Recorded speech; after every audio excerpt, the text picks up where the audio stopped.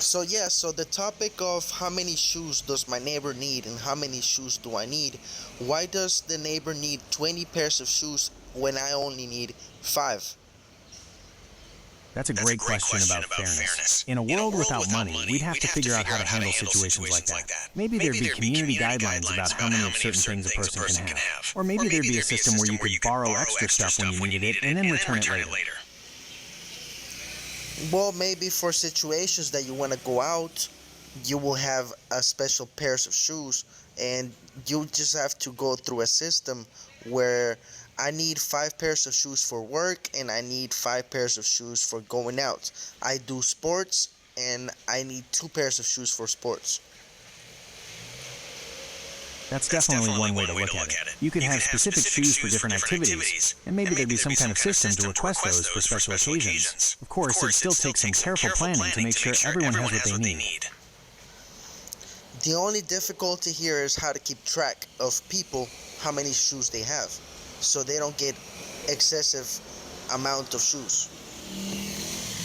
That's true, and it could get tricky. You might need something like a simple community registry, where people can record what they have. It'd be a way to see if someone has more than enough of one thing while someone else needs it.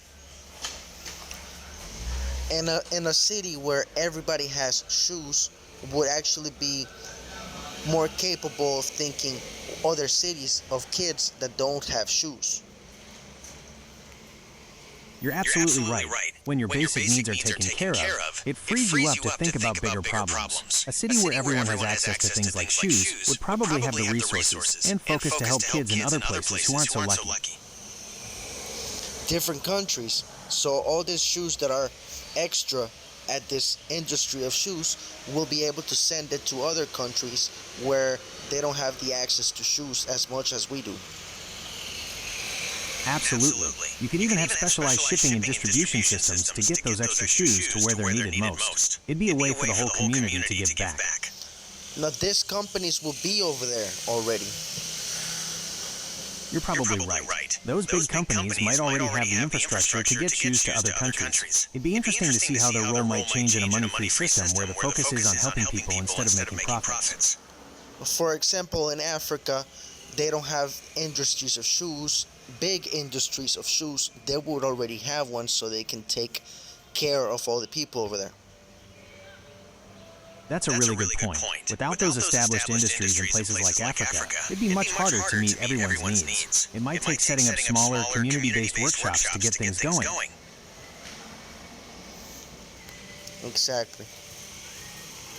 Yeah, it'd be a lot more complicated, but it's not impossible. These smaller workshops could focus on making shoes that fit the specific needs of the people there, and it could create jobs and help the local economy at the same time. Not economy, remember, it's a world without money, not economy. You're absolutely right. I keep getting caught up in the old ways of thinking. In a world without money, the concept of an economy wouldn't really exist. It'd be more about meeting people's needs and finding ways to cooperate as a community.